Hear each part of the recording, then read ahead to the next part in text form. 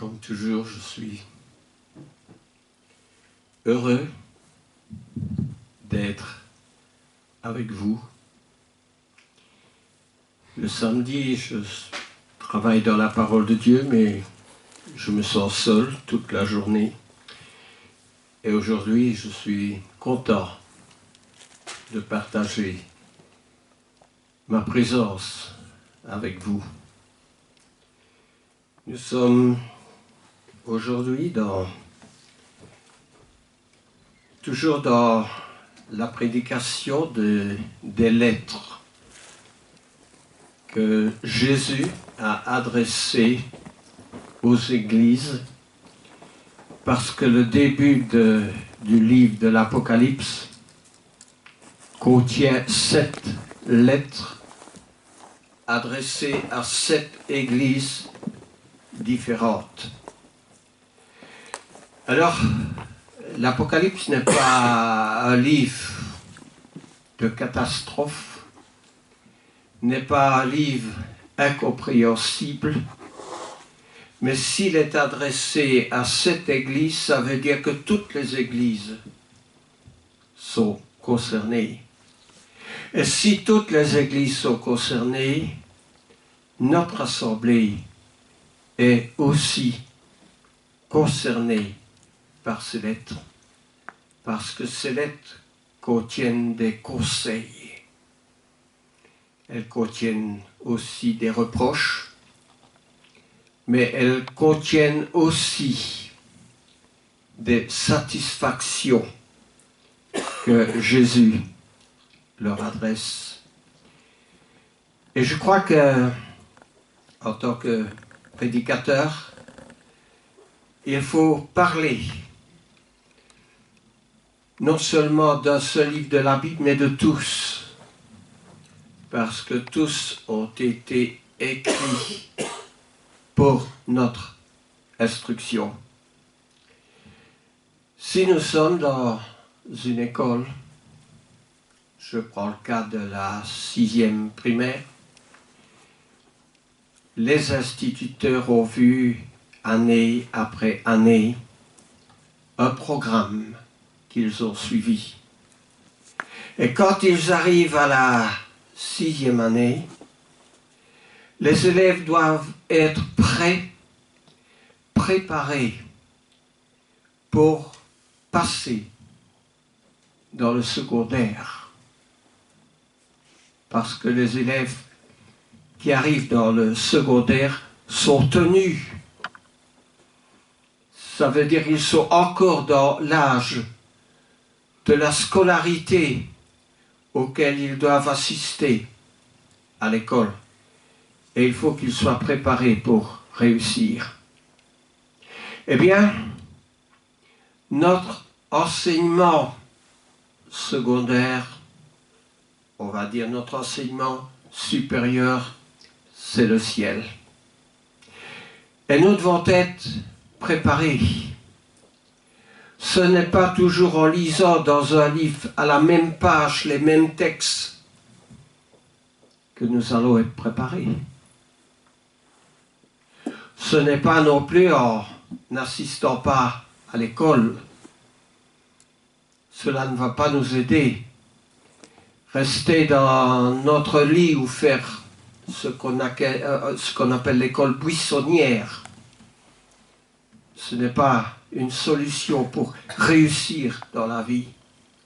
De même, nous devons réussir pour aller au ciel. Le Seigneur nous a mis des exigences. Et si nous ne respectons pas les exigences du Seigneur, un jour le Seigneur ne va pas non plus nous considérer.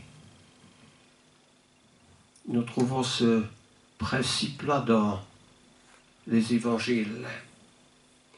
Alors nous sommes à la 6e lettre dans l'Apocalypse, c'est-à-dire dans le chapitre 3. Dans le chapitre 3. Et nous allons lire des versets 7 à 13. Il n'y a que 6 versets, mais nous allons voir dans ces 6 versets il y a de la matière. Donc au chapitre 3, les versets 7 à 13,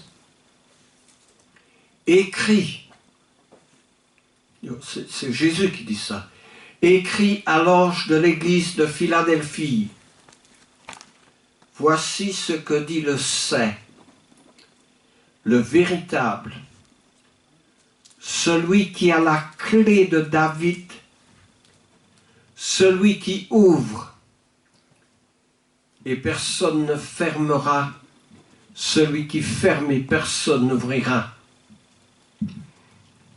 Donc il se définit, le personnage se définit dans ce verset. Au verset 8, je connais tes œuvres. Voici, parce que tu as peu de puissance et que tu as gardé ma parole et que tu n'as pas renié mon nom, j'ai mis devant toi une porte ouverte que personne ne peut fermer. Voici, je te donne de ceux de la synagogue de Satan. Encore une fois, ce mot revient. Qui se disent juifs et ne le sont pas, mais qui mentent. Voici, je les ferai venir se prosterner à tes pieds et connaître que je t'ai aimé. Parce que tu as gardé la parole de la persévérance en moi, je te garderai aussi à l'heure de la tentation qui va venir sur le monde pour éprouver les habitants de la terre. Je viens bientôt. Retiens ce que tu as afin que personne ne prenne ta couronne. Celui qui vaincra, je ferai de lui une colonne dans le temple de mon Dieu, et il n'en sortira plus. J'écrirai sur lui le nom de mon Dieu et le nom de la ville de mon Dieu, de la nouvelle Jérusalem, qui descend d'auprès de mon Dieu, et mon nom nouveau. Que celui qui a des oreilles entende ce que l'Esprit dit aux églises. Alors il parlait à une église. Vous savez, dans les 7 lettres de l'Apocalypse, Philadelphie est la seule à laquelle Jésus n'adresse aucun reproche. Ça ne veut pas dire que c'est une assemblée qui n'avait pas ses difficultés.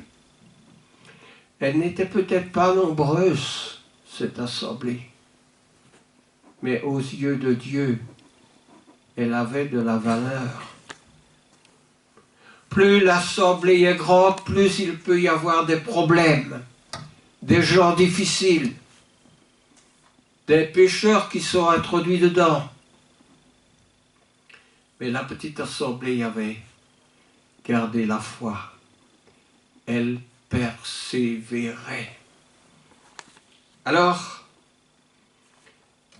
cette ville de Philadelphie, qui est en Asie mineure, la Turquie actuelle, était dans une région viticole, c'est-à-dire on cultivait le vin.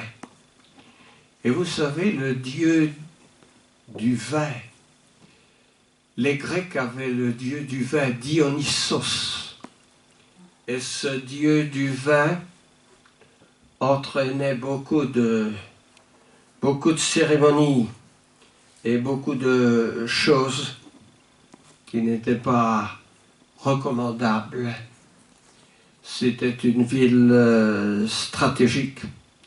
C'était aussi une ville dans une zone de tremblement de terre. J'étais une fois dans un grand tremblement de terre. Laissez-moi vous dire que c'est effrayant. Et quand j'utilise le mot effrayant,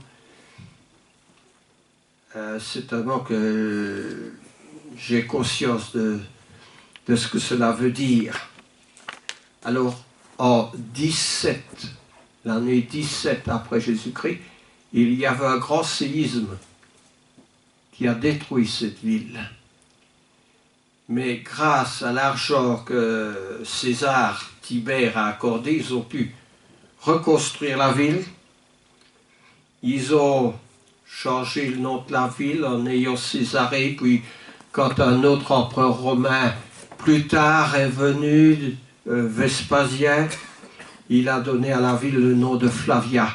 Et vous trouverez que les villes autrefois changeaient de nom.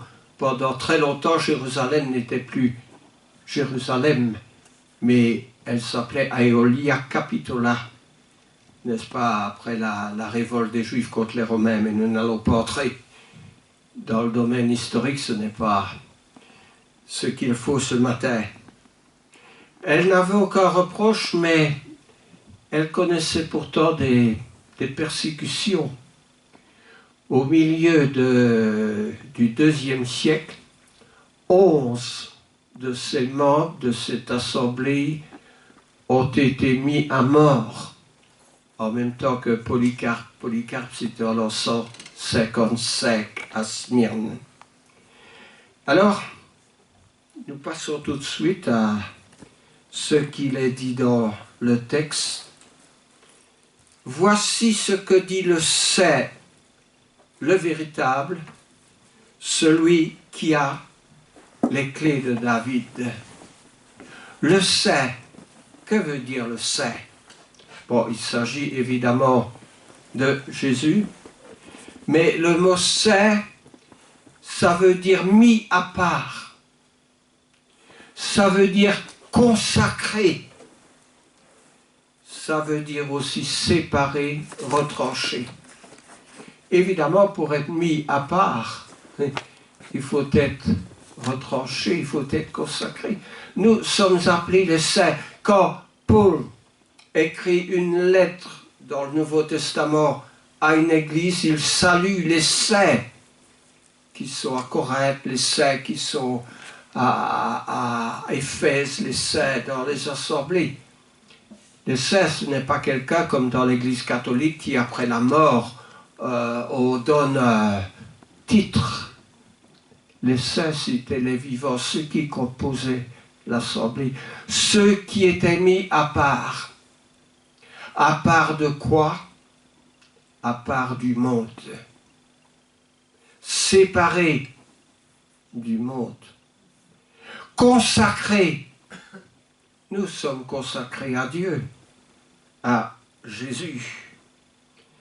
Le saint a aussi une signification parce qu'en hébreu c'est le mot kadosh qui veut dire pur.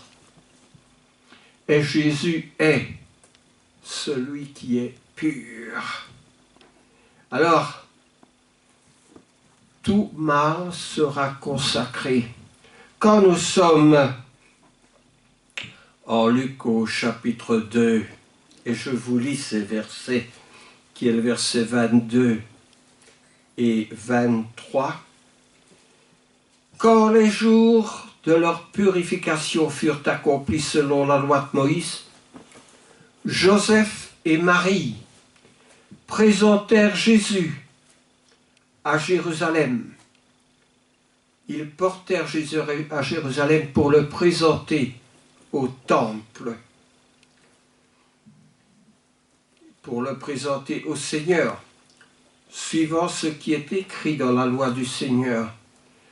Tout mâle premier-né sera consacré au Seigneur pour offrir en sacrifice 2 tourterelles ou 2 jeunes pigeons, comme cela est prescrit dans la loi de Moïse.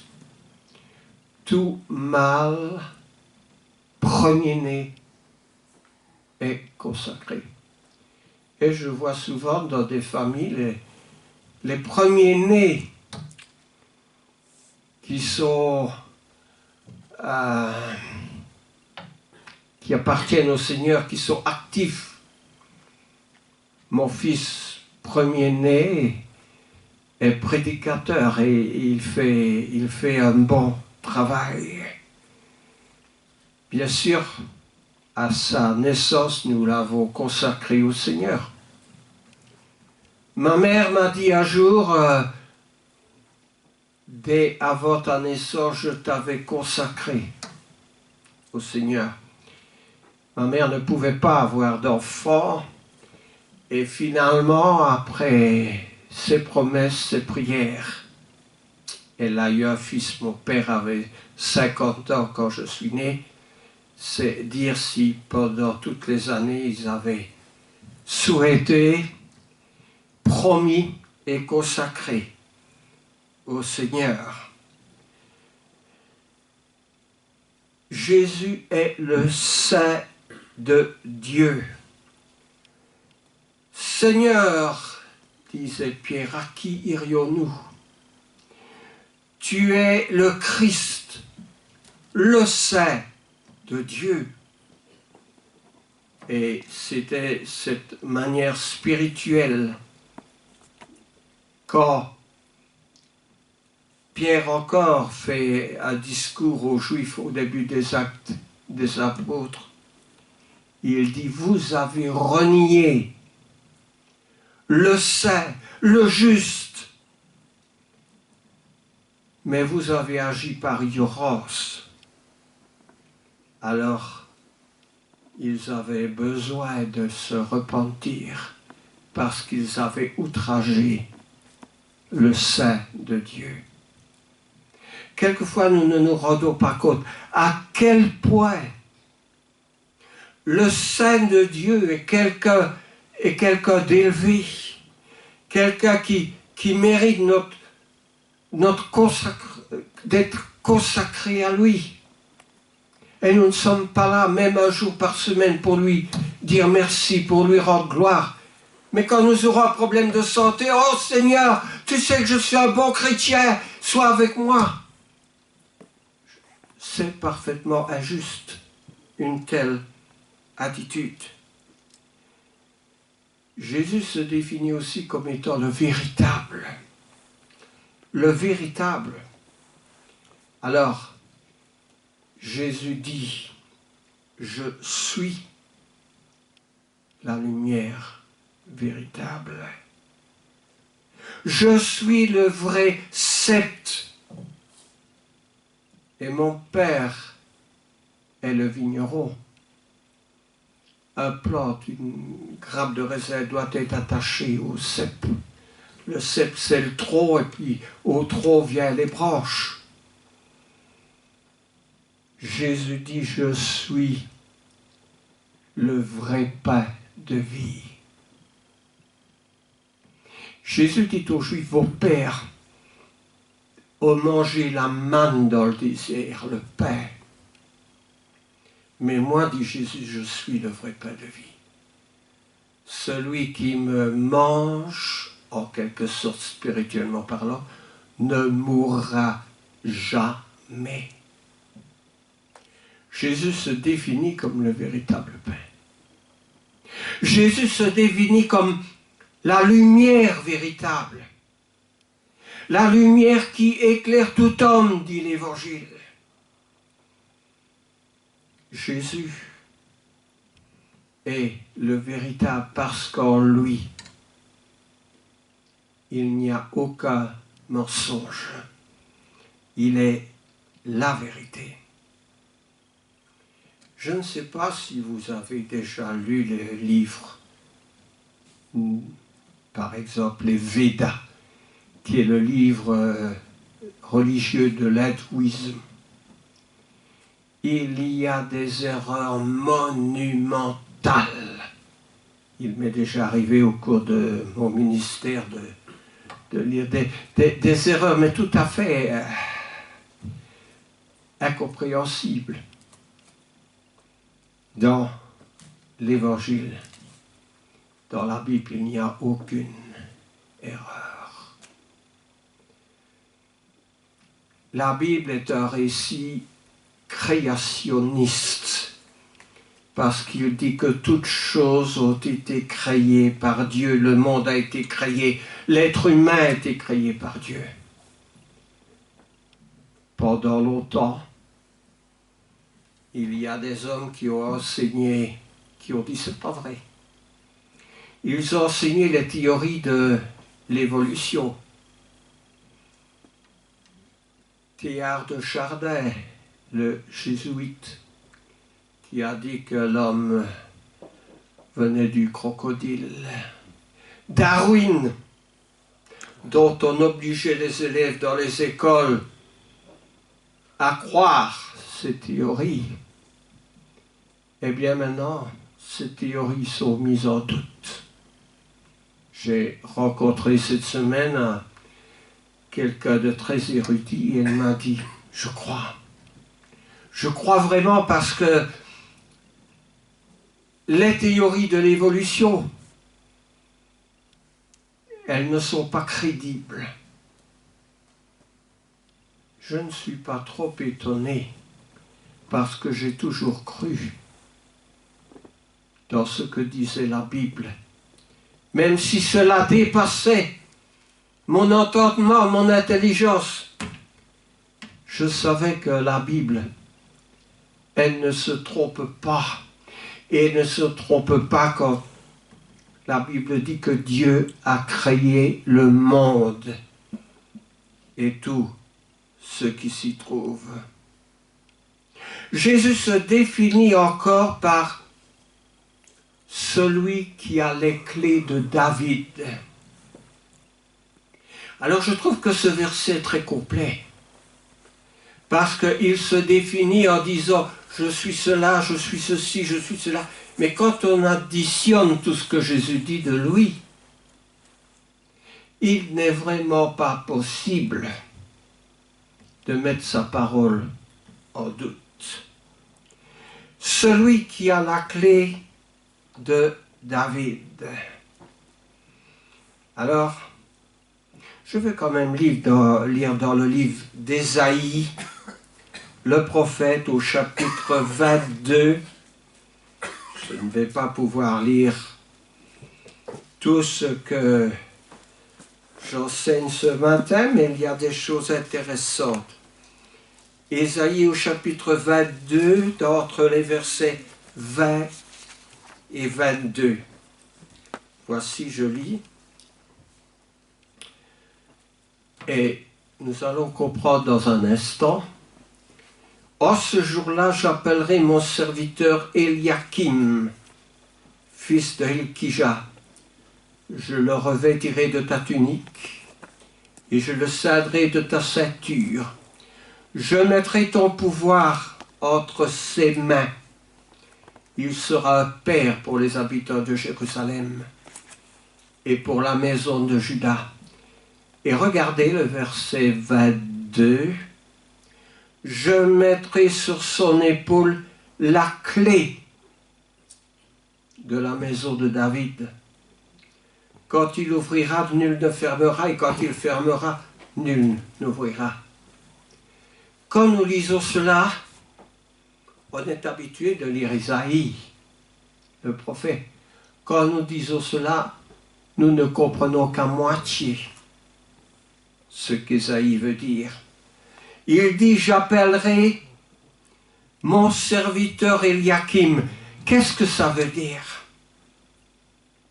Eh bien, il fait allusion à un moment dans la maison d'Israël, dans l'Ancien Testament, où il y avait un chef de la maison royale. Ce chef s'appelait Shebna.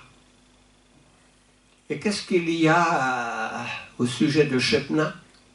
Eh bien, c'était un homme infidèle. Un homme qui n'assumait pas son rôle. Et c'était quelqu'un qui avait abusé de son pouvoir. Et à un moment donné, Dieu l'a destitué et remplacé, tout ça par son prophète, par le roi Ézéchias. il l'a remplacé par un autre qui s'appelait Eliakim. Eliakim était un homme juste qui a remplacé Shebna.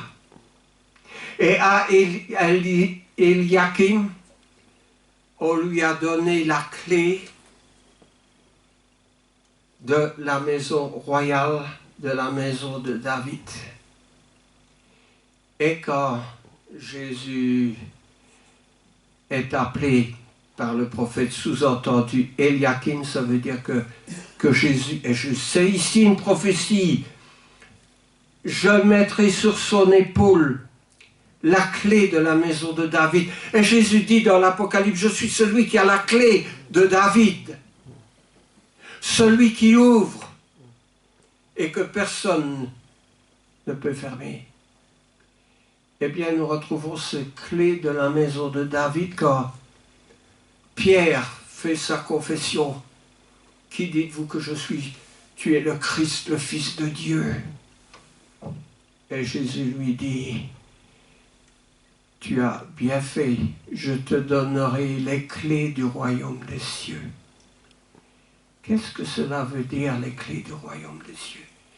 Il dit à Pierre, ce que tu ouvriras sera ouvert, ce que tu fermeras sera fermé. Qu'est-ce que Pierre fermait et qu'est-ce que Pierre ouvrait? Eh bien, Pierre fermait l'ancienne alliance.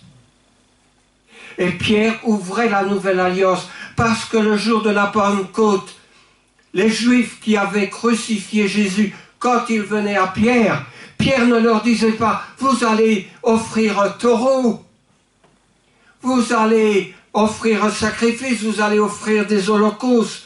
Non, Pierre leur disait ce qu'il fallait faire.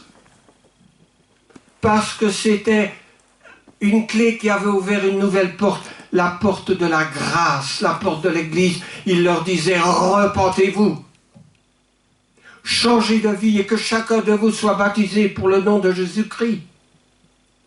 La formule avait changé. Pierre avait les clés de la maison de David pour fermer l'ancienne alliance et pour ouvrir la nouvelle. Il avait reçu ça de Jésus, de Jésus lui-même. Et on voit aussi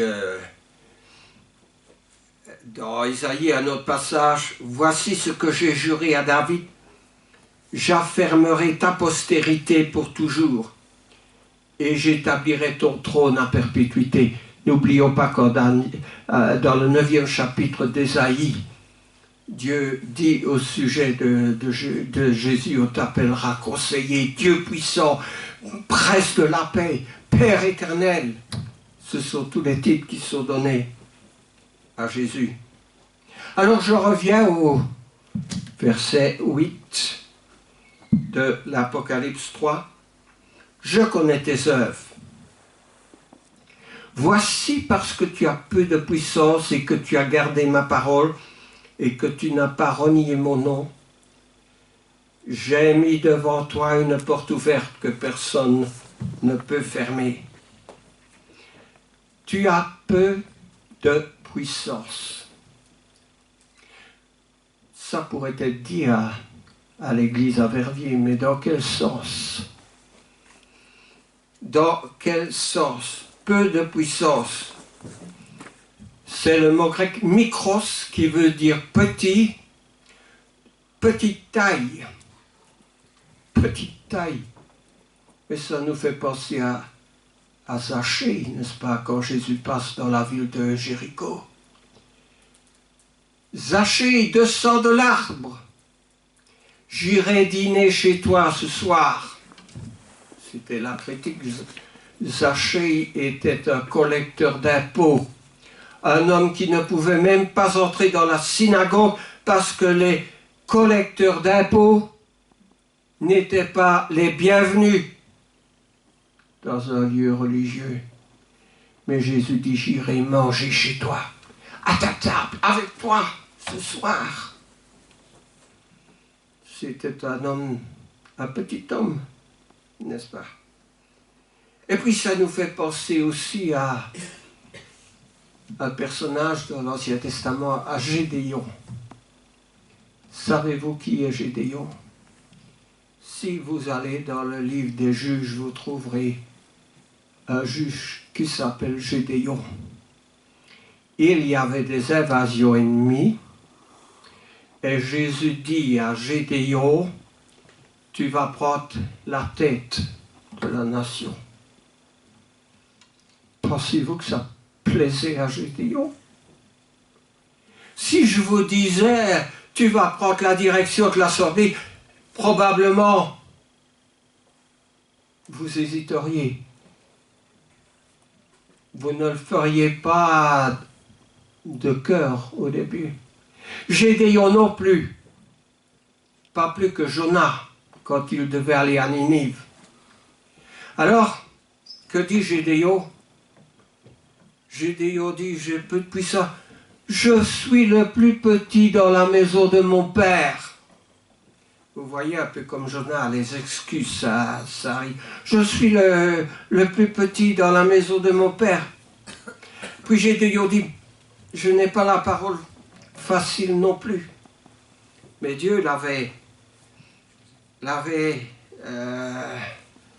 que lui répond Dieu? Que lui répond Dieu? Vous avez une idée? Est-ce que Dieu dit, ouais, t'as raison. T'as raison. Je ne tiens pas. Je vais réviser ce que je dis. Non, Dieu lui dit tout simplement, je serai avec toi. Et tu battras Madian. Madian, c'était les ennemis qui venaient attaquer Israël. Tu battras Madian comme un seul homme. Eh bien, Gédéon devait penser à lui-même, cause toujours. Cause toujours. Tu parles là de déplacer une montagne. Et alors, nous voyons que Dieu fait une épreuve d'élimination. Une épreuve d'élimination. D'abord, Dieu dit au peuple que celui qui est craintif rentre chez lui. Que celui qui est craintif rentre chez lui. Il y avait 22 000 hommes dans l'armée d'Israël et il y en a 12 000 qui quittent et qui rentrent chez eux. Il en reste 10 000. Gédéon se disait, Seigneur, tu arrêtes là, hein, parce que 10 000, je ne sais pas si on va réussir quelque chose avec 10 000. Et Dieu dit à Gédéon, le peuple est encore trop nombreux. Gédéon doit se dire, Seigneur, ta pensée n'est pas la mienne. Alors, Dieu dit, on va les mettre à l'épreuve. On va les emmener dans un étang pour boire. Ceux qui vont mettre leur tête, leur bouche dans l'eau pour boire directement, tout cela, tu les renvoies chez eux. Pourquoi? Je vous demande pourquoi il fait cette sorte d'élimination. Parce qu'évidemment, tous ceux qui arrivent et qui mettent leur bouche dans l'eau, ils ne vont pas voir si l'ennemi arrive, n'est-ce pas?